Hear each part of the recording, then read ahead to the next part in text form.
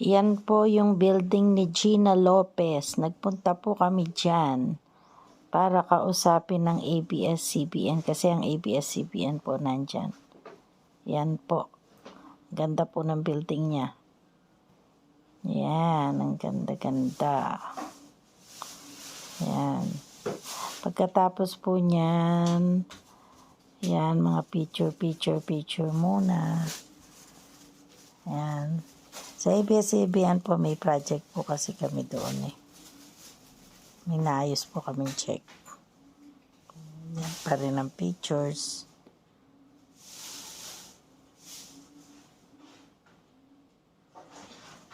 Ang tagal naman. Yan, pagkatapos namin doon, kumain kami sa Army Navy sa may NLEX. Yan.